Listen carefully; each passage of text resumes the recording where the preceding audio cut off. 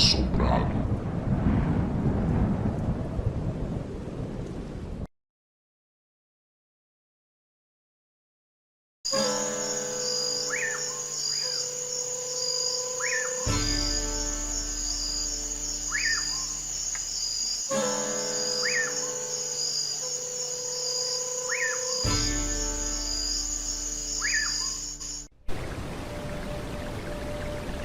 Joãozinho estava feliz com as histórias que o mestre Lucas vinha contando naquela noite de chuva.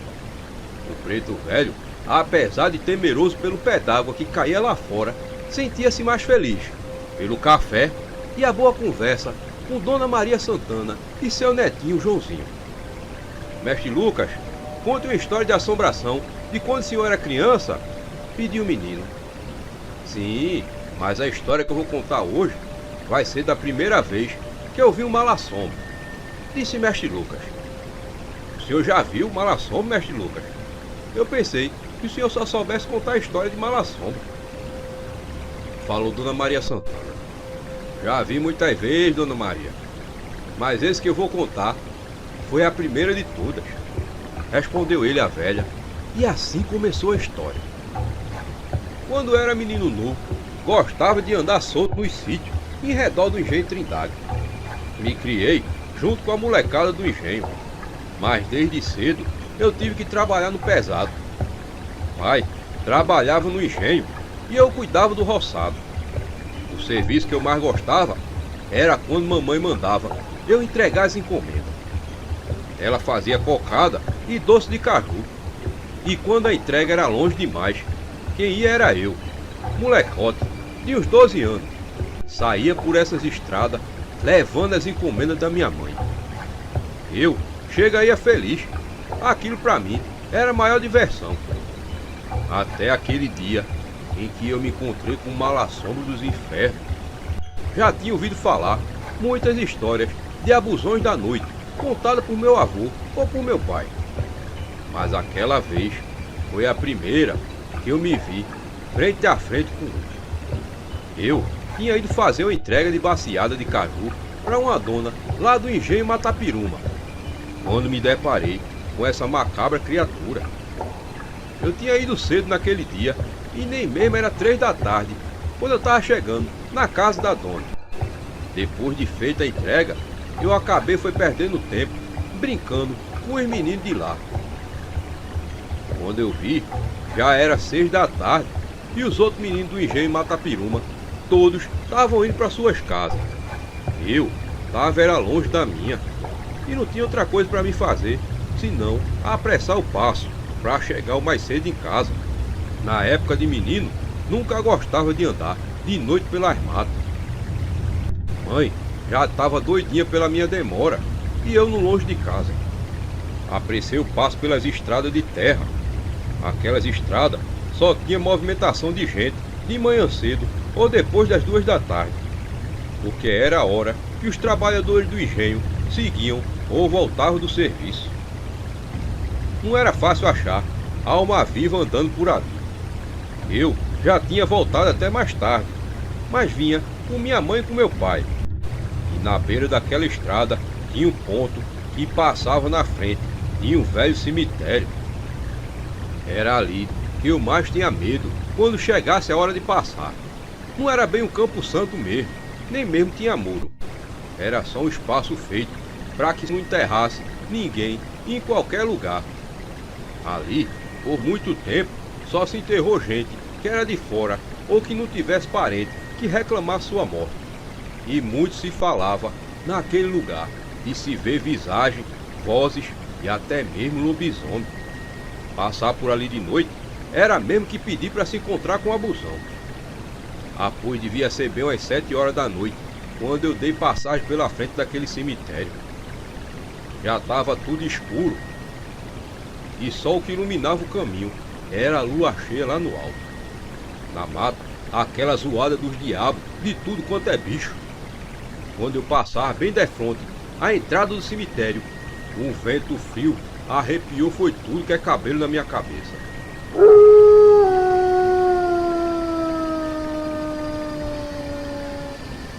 Aí foi que perto de mim eu escutei aquele uivo tenebroso de fazer cristão se tremer. Olhei para dentro do cemitério, esperando ver o dono daquele uivo, mas ali não tinha nada. Na minha cabeça já dava por certo estar na presença de um lobisomem. Mas qual não foi minha surpresa quando vi atrás de mim aquelas passadas por dentro do mato. Era de bicho grande, de 4 pés, do tamanho de um jumento. Quando me virei, vi surgir na minha frente aquele cão negro infernal. Os olhos pareciam até mesmo que saía fumaça da brasa que brilhava de fogo vivo.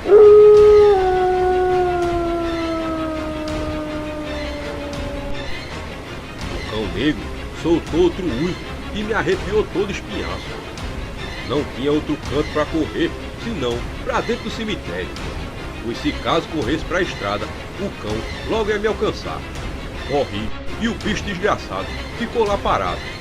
Logo eu estava entre aqueles túmulos, e para onde eu me virava, dava de cara com a cova fechada há muito tempo. Eu fiquei ali me tremendo todo, no meio dos defuntos enterrados. Olhava para tudo que é lado, esperando encontrar o cão infernal surgir a qualquer momento. Pensei em começar a chorar, o coração dava lapada na caixa dos peitos.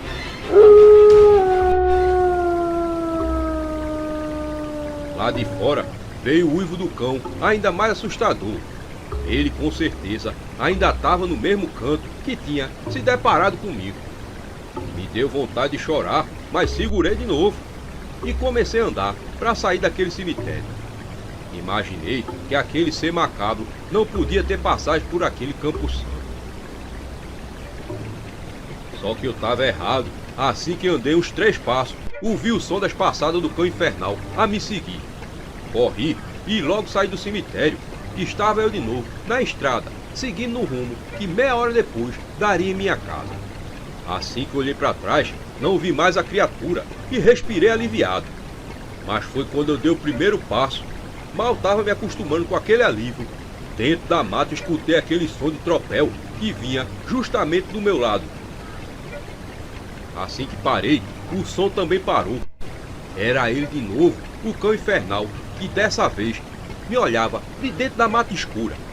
Me arrepiei todinho. Queria ele me assustar mais ainda do que eu estava. Pois sem ver e só ouvindo os passos daquele bicho demoníaco na escuridão, meu coração faltava só pular pela boca. Pensei que não tinha como escapar daquele cão infernal. Foi aí que me lembrei de uma história que meu avô tinha contado. De certo cabra que se deparou com o abusão dos infernos e só escapou porque fechou os olhos e seguiu rezando. O cão pareceu adivinhar o que eu estava pensando e saltou na minha frente, rosnando com fúria. Eu nem sei como não caí morto durinho no chão. Senti o cheiro de enxofre que subiu e que mais tarde eu vinha saber que aquilo era a procedência de mal assombro que vinha do inferno. O cheiro mostrava que o cão não tinha saído de outro canto, senão das profundas do inferno. O bicho rosnava à minha frente e eu querendo chorar de medo. Então juntei forças e fechei os olhos e comecei a rezar. Meu avô tinha contado naquela história que o cabra tinha rezado e tinha escapado. O medo era tanto, mas eu não abri os olhos de jeito nenhum, mesmo ouvindo os passos do bicho se aproximando e andando atrás de mim. Comecei a seguir em frente, pois sabia que aquele era o rumo que dava na minha casa. Dava um passo à frente do outro, quase medindo. E atrás de mim vi o som das passadas do cão, feito galope de cavalo. Tinha ele na esperança de que eu parasse de rezar e abrisse os olhos. Mas me segurei, mesmo com a vontade danada de abrir os olhos, segui em frente, sem olhar para trás. E andei bem muito, até que em certo ponto não escutei mais os passos do cão infernal. Ainda assim, andei mais alguns metros, até que tive certeza e abri os olhos. Olhei para trás e não vinha mais o cão infernal. Dali eu corri e cheguei em casa, botando os bofs para fora. Meu pai já se preparava para sair em minha caça, e minha mãe estava em tempo de perder a cabeça. Contei tudo para eles, e desde esse dia minha mãe não deixou mais eu ir fazer as entregas muito longe de casa. A partir dali, eu sabia que o mundo das assombrações e abusões era verdadeiro. Que história tenebrosa, hein, mestre Lucas? A pessoa se deparar com um bicho dos capetas desse sozinho, de noite, e ainda sobreviver para contar a história? Disse Dona Maria Santana. Pois é, Dona Maria. Salvo porque eu me lembrei das histórias do meu avô, falou mestre Lucas. E assim, o preto velho encerrou aquela noite de histórias na casa de Dona Maria Santana. Mestre Lucas tinha ido passar um fim de semana na casa do filho caçula, em Ribeirão, que tinha se casado há pouco tempo. Naquela noite, o filho tinha ido trabalhar de vigia no engenho. E ficou o velho com a sua nora, chamada Vitória, moça de respeito e que muito agradou vê-la casada com o filho. Os dois falavam sobre a entrada da quaresma. Quando é tempo de quaresma, se deve tomar resguardo, não se deve dizer nome feio, nem de respeitar pai e mãe, e muito menos comer carne, falou mestre Lucas. E por que essa época é tão melindrosa, hein, mestre Lucas? Perguntou Vitória. É nesse tempo que anda no mundo o coisa ruim que tentou Nosso Senhor. Tudo quanto é coisa que não presta acontece nesses dias, pode ver. Isso é porque as porteiras do inferno se abrem. Toda a qualidade de mal-assombro anda solta no mundo, de lobisomem a mula sem cabeça. Vixe Maria, mestre Lucas, eu não vou nem sair de casa nesses dias, disse Vitória.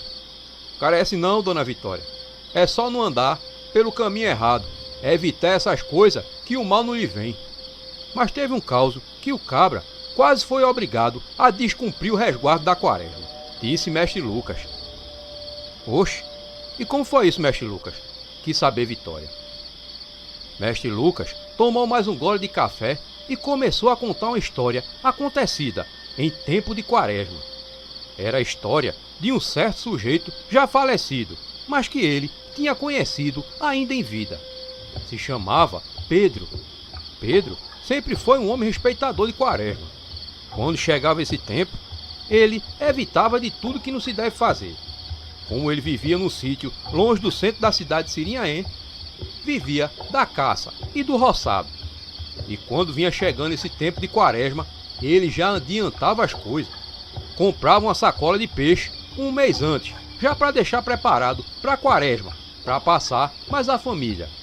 Pegava os peixes, danava tempero e sal, embrulhava em um papelão e botava em cima de um giral. Durava um mês todinho e mais os 10 dias. Assim que chegou a quarta-feira de cinza, que a mulher dele foi abrir o embrulho dos peixes, tava lá uma ninhada de rato. Foi tanto rato que a mulher tirou que parecia que não acabava mais. Nunca tinha acontecido nada daquilo com eles. Sempre, antes da quaresma, eles faziam aquilo, aquele preparado com peixe.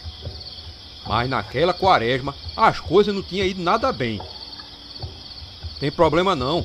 Amanhã cedo eu vou na venda e compro mais uma sacola de peixe, disse ele à mulher. Mas quando ele foi na venda cedo de manhã, no centro da cidade de Sirinhaém, já no outro dia, não tinha nem mesmo uma piabinha para ele comprar.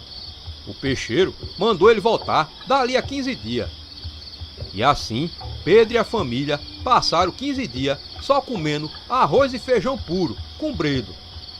Passados 15 dias, que ele voltou de novo na venda, mais uma vez o peixeiro disse que não tinha peixe, tinha se acabado.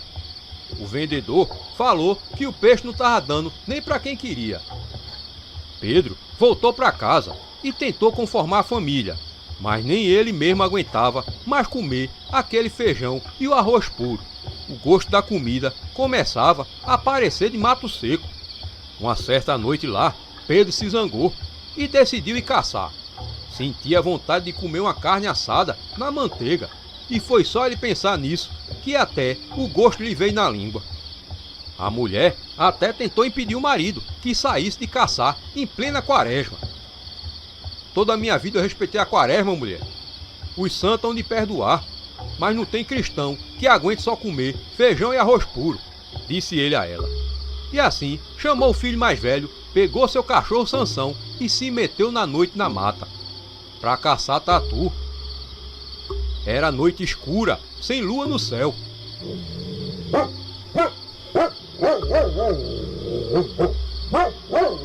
O cachorro, assim que andou uns 50 metros de casa, deu de desconfiar.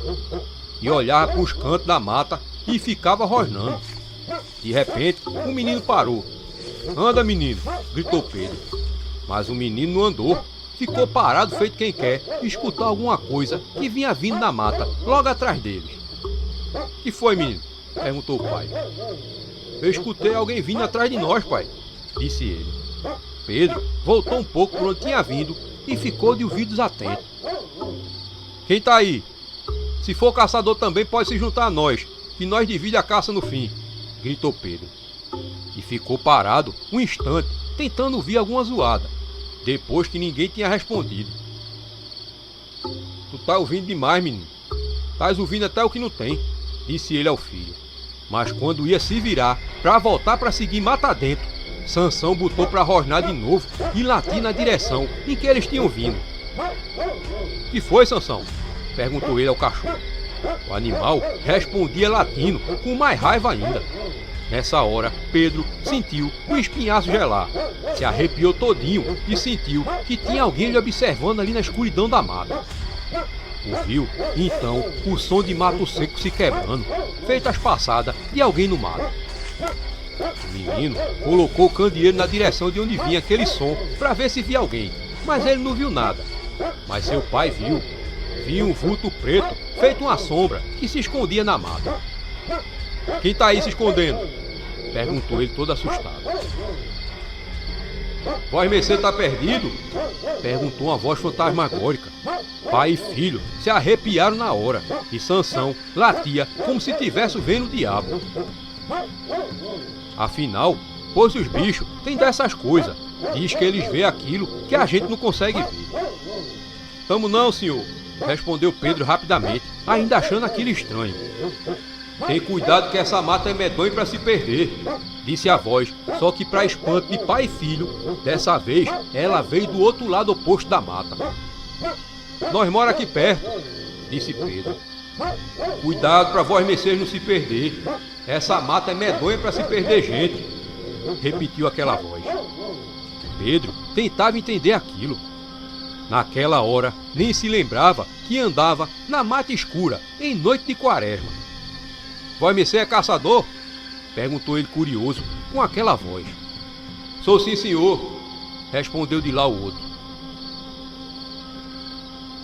Respondeu agora do mesmo lado em que tinha falado pela primeira vez. "Se achegue mais para a luz, homem, para eu ver sua cara", falou Pedro, enquanto seu filho erguia mais alto o candeeiro, para modo iluminar o homem que vinha. Assim, ouviram os passos se aproximando, e logo uma figura na forma de um homem era vista. Mas assim que chegou na luz, pai e filho se assustaram. O que surgiu foi uma figura esquelética, toda vestida, uma cara de caveira, cheia de couro seco ainda. No lugar dos olhos, só tinha os 2 buracos da caveira. Sansão, ao ver a assombração, foi o primeiro a correr, e logo atrás seguiu Pedro, puxando o filho pela mão. Como estava perto de casa, logo chegaram e contaram para a mulher. "Tá vendo tu, homem? Tu não tinha nada que caçar nessa noite de quaresma?" falou ela. E se lembrou que ali seu pai contava que o nome daquela mata antigamente era Mata do Caçador, pois ali tinha se perdido um homem que tinha ido caçar e nunca mais foi achado, nem vivo e nem morto. Pedro soube na hora que aquilo era um aviso para não quebrar resguardo de quaresma, pois ele era acostumado a caçar ali há anos e nunca que tinha encontrado assombração nenhuma. Vixe Maria! Desde esse dia, Pedro aprendeu que quando faltasse peixe, era melhor comer feijão e arroz puro do que ser assombrado por uma criatura daquela. Vixe Maria, mestre Lucas, essa história foi de assombrar mesmo, disse Vitória. E ali, o sogro e a nora emendaram a conversa sobre assunto de assombração pela noite adentro.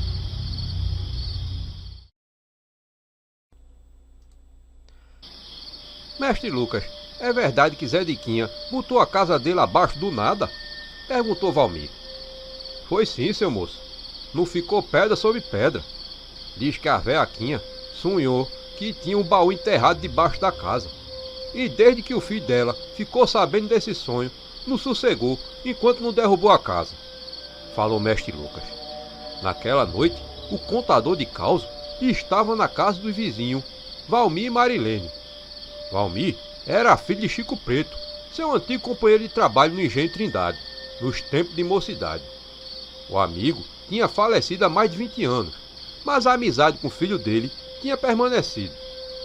Desde menino, Valmir escutava aquelas histórias de mestre Lucas e volta e meia lhe chamava para um almoço ou um jantar. Naquela noite, o preto velho já tinha jantado um bom prato de cuscuz ensopado no leite de coco. E agora fumava seu cachimbo na presença do filho do finado amigo. Ô mestre Lucas, então quer dizer que ele derrubou a própria casa por causa de um sonho que a mãe dele teve, foi? Perguntou Valmir. Foi sim, seu moço. Mas não achou nenhuma prata sequer, falou o mestre Lucas. Onde já se viu uma coisa dessas, hein? O cabo destruir a própria casa por causa de um sonho, disse Valmir. Isso é coisa comum, seu moço. Aqui mesmo Escada já teve muito disso. E nesses engenhos, por esse sertão, já teve muita casa que veio abaixo por causa de sonho, falou o preto velho. O senhor conhece algum que achou ouro? Perguntou Valmir curioso. Vixe, tem muito. Teve pobre que ficou rico e também teve rico que ficou pobre. Botija de ouro, às vezes é melhor nem saber que existe. Conta a história de botija, mestre Lucas, pediu Valmir. Eu tava me lembrando mesmo de uma que aconteceu no engenho aqui Escada, mas faz muitos anos de acontecido isso. Ainda os negros eram tudo escravo. Quem me contou essa história foi meu pai, o velho Francisco. Teve aqui um senhor de engenho de muitas posses. O açúcar dele era o mais vendido da cidade. Até pro estrangeiro era mandado. O homem era aparentado com um barão. Diz que numa noite, o senhor de engenho, já velho, sentiu que ia morrer. Já andava cansado. Os filhos dele, 2 homens que ele tinha, esperavam ansiosamente pela morte do velho, para mode dividir as heranças. Mas o velho não queria deixar as posses para eles de jeito nenhum. Suspeitava que a finada mulher tinha lhe traído, e nenhum dos rapazes era filho seu mesmo. Após numa madrugada, ele chamou 2 de seus negros e saiu pela escuridão. Os negros levavam um enorme baú pesado de jacarandá. Os homens eram fortes e mesmo assim iam morrendo pelo caminho com o peso do baú. Depois de caminharem muito, o velho senhor de engenho mandou que eles parassem em frente a uma gamileira. Ali ele mandou que os negros cavassem bem fundo. Os 2 homens, mesmo mortos de cansado de andarem levando aquele baú por quase meia hora, tiveram que obedecer, pois era tempo da escravidão. Depois de cavarem, os homens desceram com todo cuidado, carregando o baú. No fundo do buraco cavado, eles colocaram o baú. Ô mestre Lucas, nesse caso não foi botija não, né? Foi baú, falou Valmir. É botija do mesmo jeito, seu moço. Todo dinheiro que se enterra se chama de botija. Até mesmo garrafa já se usou para esconder dinheiro, falou mestre Lucas e voltou a contar a história. Os negros tinham colocado o baú no fundo do buraco e quando ia subir tiveram uma surpresa.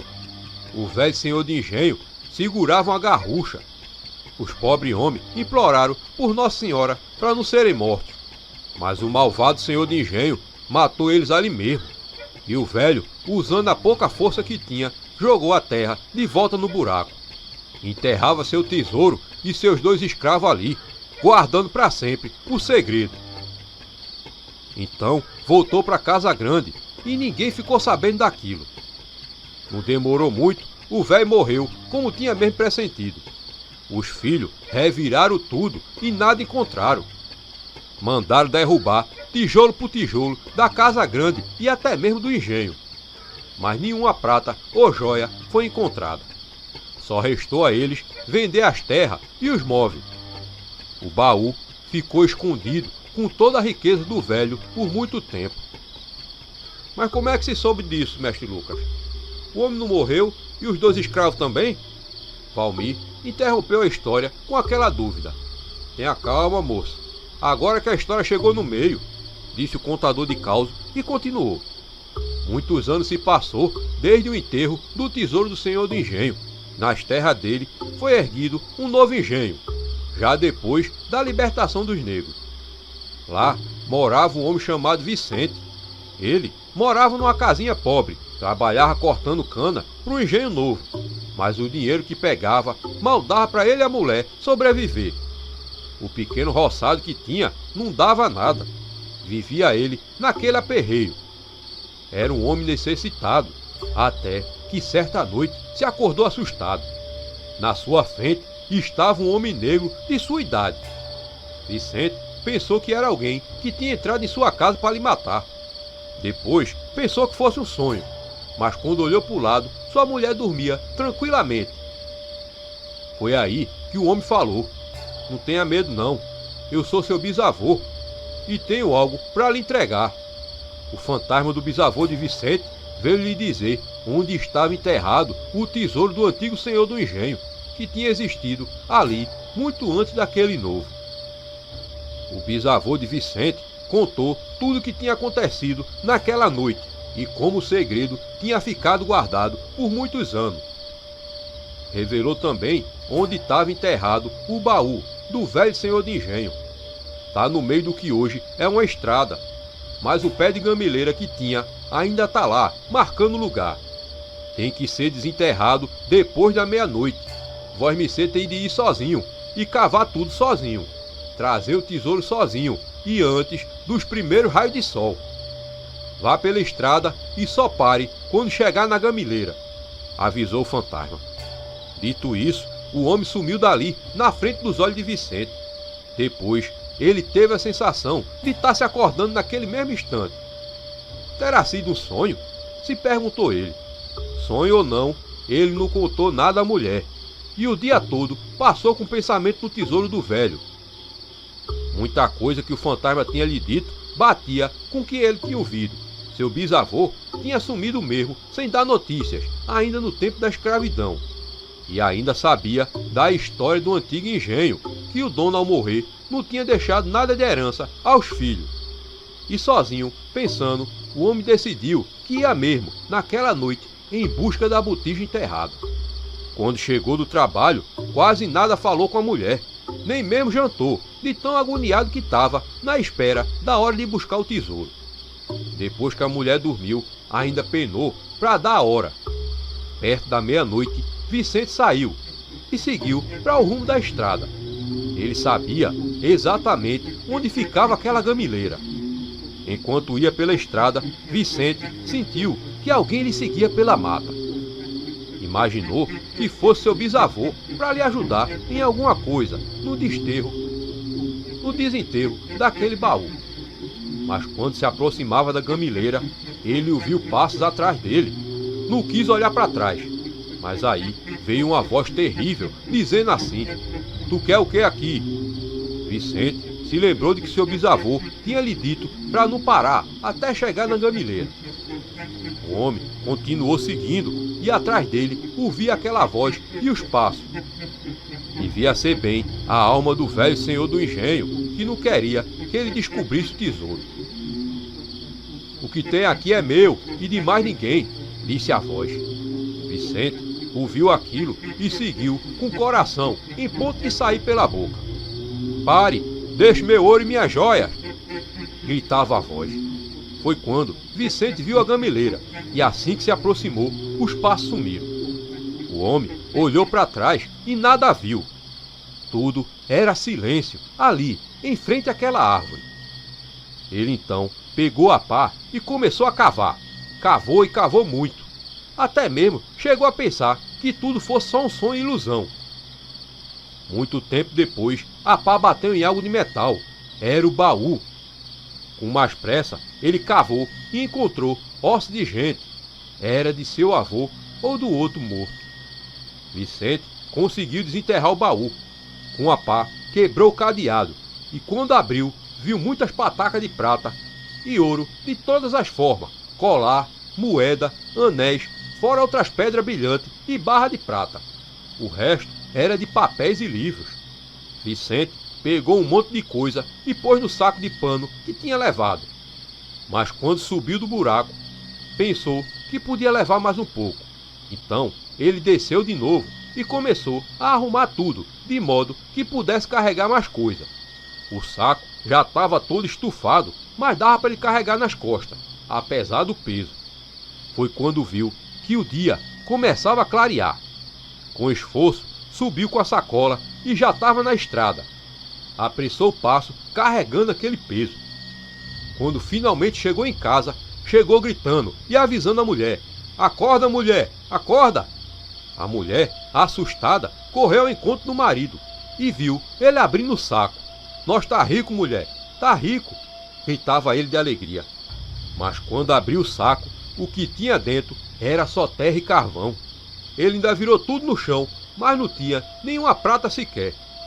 Tudo era terra e pedaço de carvão. Voltou correndo pela estrada, já com o sol iluminando tudo. Mas lá no buraco que ele tinha cavado, só encontrou mais terra e carvão. Essa história meu avô contava pra gente e eu nunca que me esqueci, disse mestre Lucas. Mas que coisa triste, hein, mestre Lucas? O homem precisado e perdeu tudo, falou Valmir pensativo. Pois é, seu moço, perdeu pela ganância. O fantasma do bisavô dele tinha avisado: levar antes da claridade do sol. Antes ele tivesse levado só o que podia carregar, mas a ganância foi maior, falou mestre Lucas. Então, depois de conversar mais um pouco, mestre Lucas se despediu de Valmir. E mestre Lucas seguiu pensando em tomar uma boa xícara de café. Ô mestre Lucas, o senhor conhece aquela história que teve por aqui em Escada, da tal mulher macaco que vinha matando o povo? Perguntou Petrúcio. Lembro sim. Eu tinha 11 para 12 anos. Mas a história não é essa que o povo conta por aí não, viu? Eu sei da história verdadeira. Ah, pois conte, mestre Lucas, pediu Petrúcio. Nesse tempo, chegou por aqui um circo que dizia vir do estrangeiro. Quando saiu, todo mundo ia nas ruas, no centro de Escada, para ver ele. O dono do circo anunciava um monte de coisa. Tinha palhaço, bailarina, homem andando em cima de uma corda e até cavalo ensinado a contar. Mas o que o povo mais queria ver era a tal da Conga, a mulher macaco. Venha ver a incrível façanha que nem a ciência consegue explicar. Conga, a mulher macaco. Venha ver com seus próprios olhos e veja que tudo é real, dizia o galego, que era o dono do circo. Aquilo deixou o povo mais curioso. Todo mundo queria ver aquela história. Ainda mais porque aquela criatura ia ficar bem diante dos olhos do povo. Eu queria muito ir, assim como todos os meninos da minha idade. Mas mesmo a entrada não sendo muito cara, para aquele tempo, meu pai não tinha dinheiro para eu ir ver. Na época, eu fiquei muito triste, mas depois que eu soube de tudo que se sucedeu lá, eu fiquei foi aliviado. Quando chegou a noite, o circo todo estava brilhando de tanta luz. Diz que o povo compareceu quase todo para ver a tal mulher macaco. Antes teve de tudo. Teve o palhaço mangando do povo, teve o homem que andava na corda fina e, finalmente, o que o povo mais esperava: Conga, a mulher macaco. Agora teremos uma atração vinda da África. Dizem os estudiosos que esse ser é o que há milhões de anos nós fomos um dia: a mistura de macaco e gente. Conga, a mulher macaco, gritava o galego dono do circo. Então, no meio do picadeiro, entrou ele, segurando uma espingarda velha. Diz que o povo silenciou na hora. E foi quando todo mundo viu, de boca aberta, o que era. Era um macaco de pelo preto, muito feio. Tava preso pela perna numa placa de ferro nos pés. Diz que dava para ver os peitos feitos de mulher. Fora os dentes pontudos, que vez ou outra o bicho fazia questão de mostrar. Era a Conga, assim dizia o galego. Quem viu falou que a cara do bicho era feito cara de gente e o corpo era corpo de macaco. "Essa é a Conga, a mulher macaco", gritava o galego. O bicho então pulou na direção do galego, que só não foi pego porque a corrente segurava o pé da criatura. O galego começou a contar como foi que ele conseguiu pegar aquele bicho. Falou que tinha capturado ela numa mata lá na África e que aquele bicho já tinha matado mais de 10 pessoas. E foi assim que ele tinha prendido ela e trazido até o Brasil. Como se entendesse o que estava falando o galego, a mulher macaco deu mais um pulo de raiva e, sem sucesso, não conseguiu alcançar ele. O povo todo se alarmava. "Não tenham medo, a besta fera está presa", gritava o galego. O povo curioso foi ganhando confiança e logo até as crianças se aproximaram. Uma menininha, tomada pela coragem, chegou perto da criatura. A criança, que segurava uma boneca, espantou a todos por estar tão perto daquele ser. Mas foi justamente quando o bicho viu a menina que se enfureceu. A mulher macaco pulava com fúria, tentando pegar a criança. Logo, a menina correu assustada. A criatura ficou descontrolada. O povo deu um passo para trás, temendo que os enormes e longos braços daquele ser pudessem lhe pegar. Mas o bicho estava descontrolado. "Não tenham medo, ela está apenas com fome", sorriu o galego. Mas o bicho estava descontrolado. Então aconteceu o que justamente ninguém esperava. De um jeito lá, a criatura conseguiu quebrar a corrente que segurava pelo pé. Foi uma correria dos diabos. O bicho enfurecido passou por cima do galego, jogando ele longe. A mulher macaco queria pegar a menina que segurava a boneca e, não conseguindo, pegou então um homem com uma força enorme e jogou contra o chão, parecendo que balançava no chão uma estopa velha. Foi sangue para tudo que é lado. Depois sacudiu pro canto o cabra já sem vida. E já do lado de fora correu, sumindo na mata. Atrás veio o galego. "Quem viu para onde essa desgraçada correu?" perguntou ele gritando. Mas o povo estava mais preocupado era em correr para salvar a vida. O povo de escada tinha visto do que a mulher macaco era capaz de fazer. Com aquela criatura nas matas, o povo nem deu de sair mais de casa. De noite, alguém ouviu um som de bicho andando no terreiro da casa. Outro teve coragem de olhar pelo buraquinho da fresta da porta e viu aquele ser peludo procurando alguma coisa. Com certeza estava com fome, querendo devorar alguém. Foi noite de medo. Os cachorros latiam a madrugada toda. Eu lembro como se fosse hoje, meu pai indo se deitar, segurando a espingarda que tinha sido de meu avô. De manhã, o galego disse que quem conseguisse pegar a mulher macaco, ele ia dar um bom dinheiro. 2 cabras, que careciam de dinheiro, se dispuseram a procurar pela mata. Acharam os rastros da mulher macaco, as enormes pegadas e algumas mangas verdes que ela tinha tentado comer.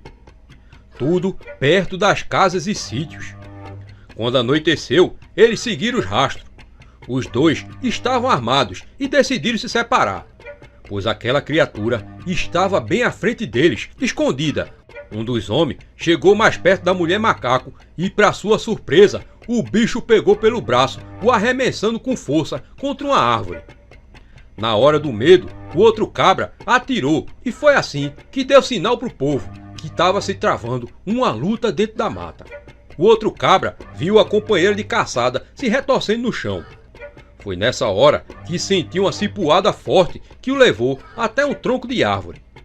Ali, o homem apagou.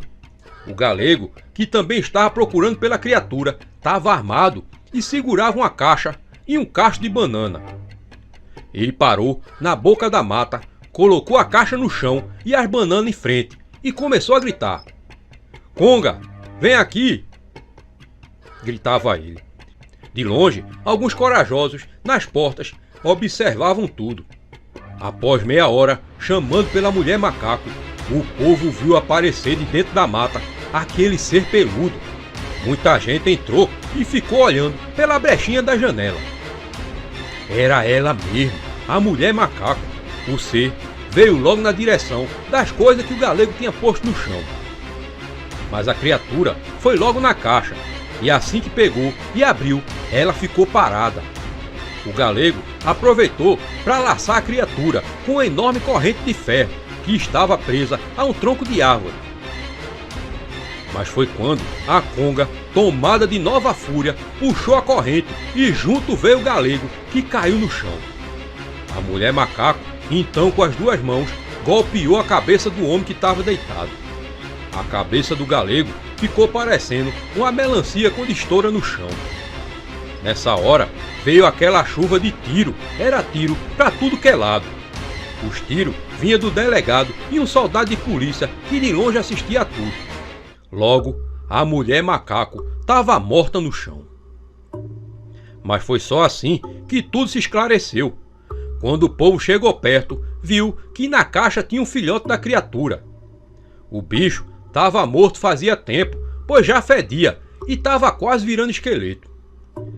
Foi ali que se descobriu que a história contada pelo galego era diferente. Os trabalhadores do circo contaram que aquele bicho não tinha nada de gente. Era, na verdade, um animal chamado gorila, vindo lá das terras da África. Mas o galego não tinha capturado ele lá. Tinha comprado um casal deles em um zoológico de Minas Gerais. O macho tinha morrido e tinha restado apenas a fêmea com o filhotinho. Mas o coitadinho chegou a morrer também. E para acalmar a fêmea, deixavam que ela ficasse com o filhote defuntinho. E quando iam se apresentar no circo, o galego pegava o filhotinho e ela ficava enfurecida. Aí ele começou a chamar a atração de mulher macaco. Como muita gente não conhecia aquela qualidade de animal, passou a acreditar que aquele bicho era mesmo a mistura de gente e bicho. E foi essa história da mulher macaco daqui de escada, concluiu o mestre Lucas. Rapaz, pra mim tinha sido um monstro mesmo, que tinha matado o povo, falou Petrúcio com a cara de espanto. Era nada, era só um pobre animal que ficava nas mãos de gente ruim, como muitos por aí em circo, disse mestre Lucas, encerrando a história.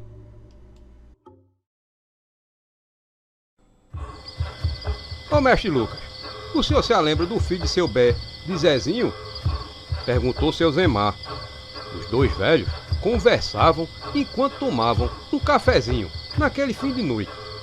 A noite fria e um cafezinho quente era tudo que mestre Lucas mais gostava. Sim, lembro. O que foi que teve com o menino? Perguntou o contador de causa. Diz que ele ricou da noite pro dia e saiu feito fugido lá pro Recife. Um dia desse, ele tava só capinando o roçadinho dele e hoje tá cheio de dinheiro. Coisa estranha. Como é que se enrica assim da noite pro dia, mestre Lucas? Disse seu Zemar. Oxe, enrica sim. O homem pode ter recebido uma herança, pode ter vendido algumas terras que ninguém sabia que possuía. O povo fala muito, seu Zemar, disse mestre Lucas. Mas tem coisa aí, mestre Lucas. Aquele menino nunca que foi, falou que se cheirasse. Sempre vivia olhando os outros pelo canto dos olhos. Aquilo ali tem cheiro de pacto com coisa ruim, disse o velho. Se for, a gente fica sabendo depois. Quem faz pacto com cão, não dura não, seu Zemar. O diabo dá com a colher, mas tira com a pá cheia. O senhor se lembra de Josévaldo do Engenho do Cabo? Perguntou o preto velho. Ah, lembro sim, mestre Lucas. Que fim levou ele, hein? Enricou também da noite pro dia e depois sumiu. Vixe, já faz mais de 40 anos isso, disse seu Zemar. E eu fiquei sabendo pela boca do primo dele mesmo, que ele tinha feito um pacto com o cão. E depois, o cão veio cobrar dele. Oxe, homem, e como foi essa história? Perguntou seu Zemar, bebendo um gole de café em seguida. Josévaldo era trabalhador, vendia rapadura na feira do Cabo. Eu lembro dele desde que era um menino. Era um rapaz de seus 20 anos, quando tudo aconteceu. Filho do compadre João Amaro, do Engenho da Ribeira. Diz que ele cansou daquela vida e depois que conversou com a velha, que o povo dizia ser bruxa, começou a pensar em ficar rico. A velha lhe disse como ele devia fazer para ficar rico. E o jeito era fazer pacto com o cão. Tinha que ir de corpo limpo, de meia-noite até uma encruzilhada, em noite de lua cheia. E foi isso que Josévaldo fez. De meia-noite e banho tomado, seguiu pela mata, no rumo da encruzilhada, ali perto da ribeira. Diz que o rapaz não tinha medo e seguia com fé, que ia mesmo se encontrar com coisa ruim. Assim que chegou na encruzilhada, acendeu uma vela pro cão e fez a reza que a velha tinha lhe ensinado. A mata ficou em silêncio e nem um pio de bacurau se ouviu. Depois da reza dita, ele ficou ali, aguardando o que ia acontecer. A coragem dele sumiu quando subiu a caatinga de enxofre danada. Era o coisa ruim, mestre Lucas. E pois, era ele mesmo, confirmou mestre Lucas. Mas que coisa, hein, mestre Lucas? O camarada se prestar um negócio desse, tem medo da vida mesmo não. Tem nada, seu Zemar. Mas continue sempre a história, mestre Lucas, pediu seu Zemar. Sim, pois Josévaldo estava no meio da encruzilhada, em plena meia-noite na mata. A caatinga de enxofre subia forte. Ele esperou e nada do cão aparecer. Depois de mais ou menos meia hora, ele viu uma figura se aproximando, vindo por um dos caminhos. E como é que era a aparência do cão, mestre Lucas?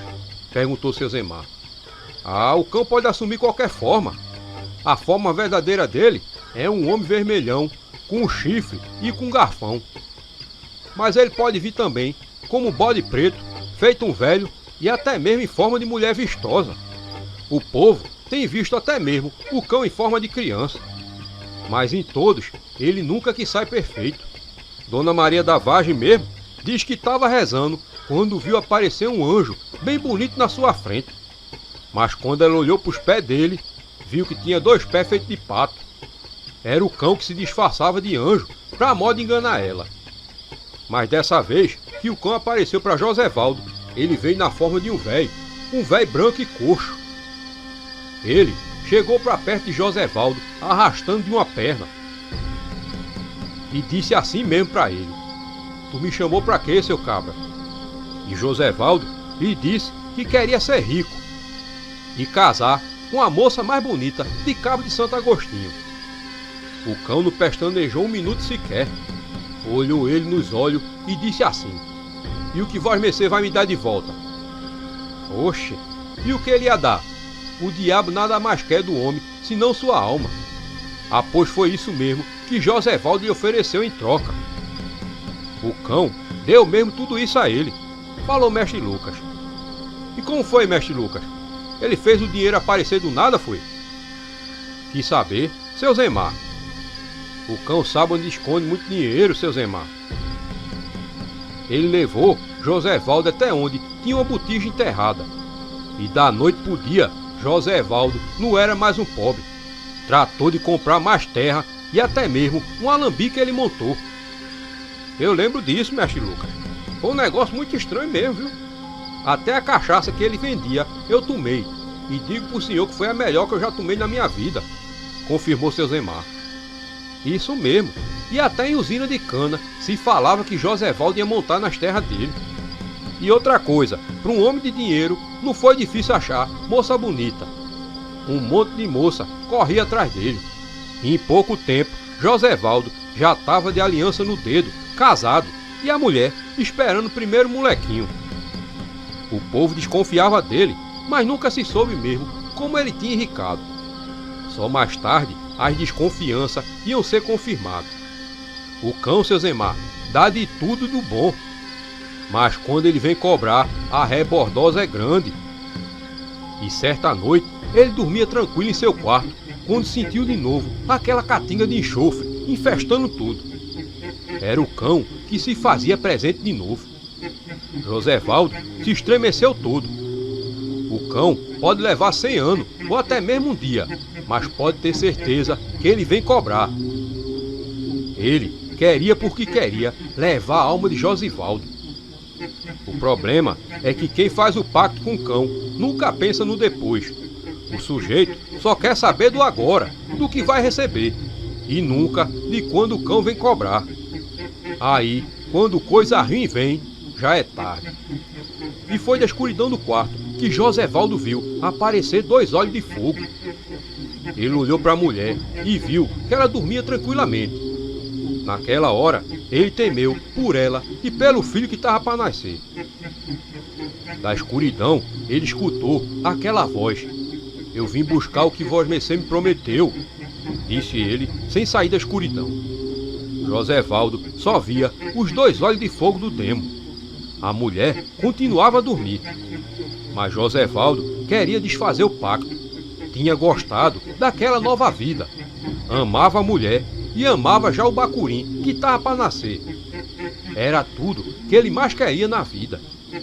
Diz que ele ofereceu todo o dinheiro e todas as terras que possuía em troca de sua alma. E nisso, o cão era para deixar apenas ele, a mulher e o menino que ela carregava no ventre. Mas o cão ia querer dinheiro para quê, seu Zemar? A única coisa que ele quer é nossas almas. Mas Josevaldo clamou por Nosso Senhor, o único que tem valência contra as artes do cão. Me salve Nosso Senhor Jesus Cristo, falou ele, e o cão de repente sumiu do quarto e junto levou a catinga de enxofre. Ele pensou que estava a salvo. Procurou então seu primo Zaqueu, que ele tinha contratado para trabalhar para ele ali no alambique. E lhe contou tudo, desde a noite que tinha feito o pacto. Ele pediu para o primo, que tinha conhecimento com o sacristão, que arrumasse um padre para benzer as terras e afastar o cão. Após veio o padre e benzeu todo o canavial, até mesmo benzeu a mulher prenha.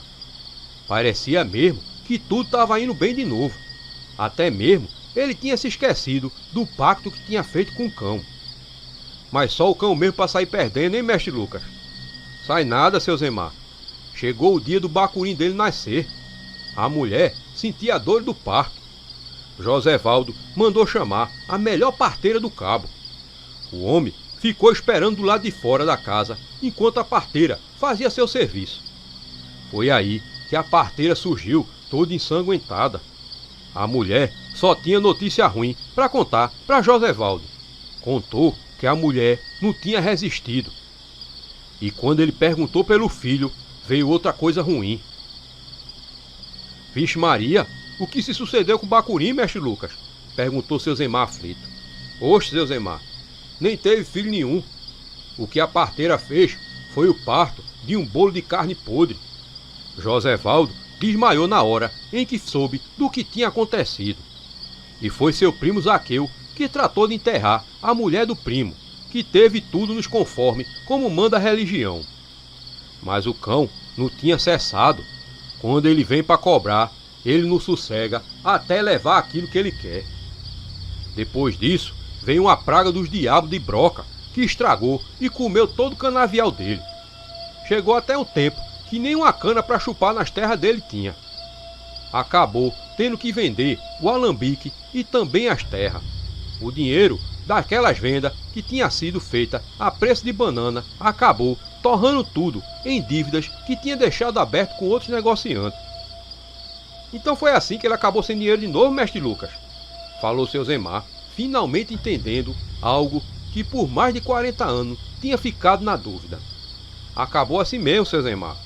E depois disso, ele foi morar com o primo, que tinha sido seu empregado, o Zaqueu. Morava agora na casa de favor dele. E sempre contava a ele que via o cão aparecendo, às vezes nas noites em que ele ia dormir. Um dia lá, sumiu e nunca mais apareceu. Diz que o cão levou ele de corpo e alma para os infernos. Pois quando o cão vem cobrar o pacto, ele leva não só a alma, mas também o corpo daquele que lhe prometeu. Vixe, mestre Lucas, eu nunca que soube dessa história toda mal assombrada. Para mim o homem tinha gastado o dinheiro em mau negócio e morreu doido, dizia seu Zemar, ainda boquiaberto. Ah, pois foi assim mesmo, seu Zemar. Quem faz acordo com o cão, uma hora ou outra se dá mal. Dinheiro amaldiçoado nunca dura. Era melhor que Josevaldo ainda tivesse continuado sua vendinha de rapadura lá na Feira do Cabo. Até hoje ele ainda ia estar aí. É assim mesmo, mestre Lucas. Vixe, que história mal assombrada. Vamos falar de outra coisa agora, disse seu Zemar. E assim, os dois velhos continuaram naquela conversa, mas dessa vez falando de coisas menos assustadoras. A conversa com seu Zemar durava aquela noite. Ô mestre Lucas, Vós Mercê tem história de objeto e coisa amaldiçoada para contar? Perguntou seu Zemar. Oxe, homem, tenho sim. Tem muita coisa por aí que o povo pensa que não tem nada demais. E às vezes acaba levando para casa atraso e azar. Isso quando não vem coisa pior. Feito o que aconteceu com um homem que conheci chamado Chico, lá no Engenho Barros, disse mestre Lucas. Sim, eu sei qual é esse engenho. Mas conta a história, mestre Lucas. O que foi que aconteceu com o homem? Agora eu fiquei curioso, disse seu Zemar. E assim, o preto velho começou a contar a história. Lá no Engenho Barros tinha uma mata enorme, que muito era usada pelos caçadores.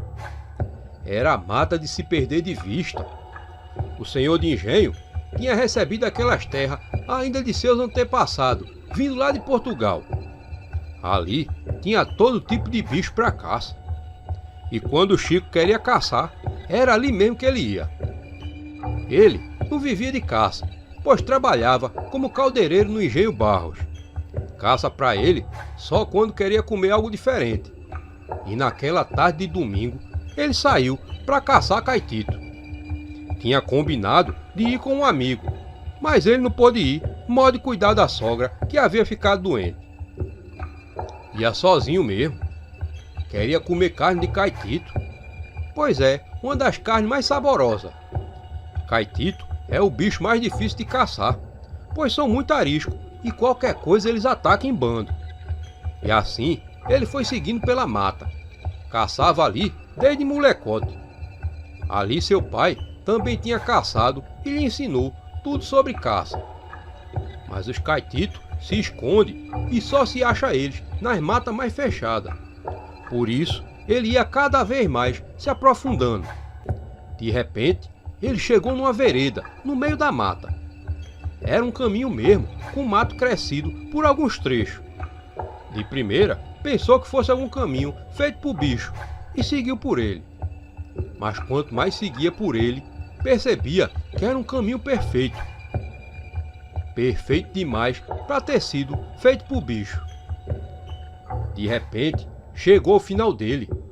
Ali estava um tipo de altar a céu aberto. E no meio dele o mato não tinha chegado. Chico podia ver o chão de terra limpo. Nem mesmo capim ali no círculo ele via. Ele achou aquilo estranho, pois o lugar parecia abandonado por décadas. No meio do círculo tinha um tipo de móvel para pôr uma estátua. E era justamente o que ali tinha, uma estátua de madeira. Era uma imagem de uma figura que Chico não conseguia identificar. Aquilo era muito estranho. Ele pegou o objeto e ficou olhando para ele. Era um ser alado, talhado na madeira. Suas mãos estavam como se abraçadas a ele mesmo. Na cabeça parecia ser uma auréola feita dos anjos. Deve ser a imagem de algum santo anjo. Talvez seja São Miguel ou São Gabriel, disse ele. E colocou dentro de uma sacola que levava. Nessa hora foi que ele percebeu que nem mesmo formiga ou outro tipo de inseto ou passarinho cantando nos galhos ele tinha visto por ali. Naquele trecho era tudo silêncio. Seguiu para onde os pássaros mais cantavam. A tarde seguia calma e o sol de junho já ia esfriando. De repente, lá longe, ele ouviu aquele guincho. Era os caititos. Chico engatilhou a arma e seguiu à procura deles. Ia atirar de longe, que ele não era doido. Uma manada de caitito é capaz de matar um homem em um minuto só. Ia atirar e esperar que eles corressem assim que ouvisse o tiro. Assim, ele andou mais um pouco e logo viu uma manada, a uns 50 metros deles. Tinha mais ou menos uns 20 animais. Seguiu contra o vento para eles não ouvirem o pisado e nem mesmo sentirem o seu cheiro. De onde Chico estava era tiro certeiro, e os animais nem mesmo daria por sua presença. escolheu um deles e mirou. Mas quando ia atirar, sentiu aquela cipuada na perna. Quando ele se virou para ver o que tinha lhe acertado, percebeu que era um caitito. Assustado, Chico procurou por outros, mas ele estava sozinho. Achou aquele estranho. Caitito nunca anda só. Assim, o bicho preparou uma outra investida nele. Então, Chico atirou nele. Mas mesmo assim, o caitito atingido ainda avançou sobre ele. O homem deu um passo para trás e deu um novo disparo, dessa vez acertando a cabeça do animal. Foi quando ele não entendeu, pois mesmo assim, o bicho com a cabeça estourada ainda guinchava e pulava em cima dele para lhe acertar. Nisso, mais um tiro ele deu, e o caitito ainda saltava à sua frente com tanta agilidade quanto da primeira vez. Com o barulho dos tiros, a manada de caitito avançou na direção de Chico. Foi quando uma última bala da arma derrubou o animal, que ainda estribuchava no chão. Chico então caiu.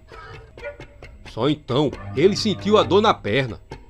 Quando passou a mão, veio cheia de sangue, que já empapava a calça. Na hora, ele não percebeu, pois estava com sangue quente, e nem mesmo tinha sentido a dor. Agora, a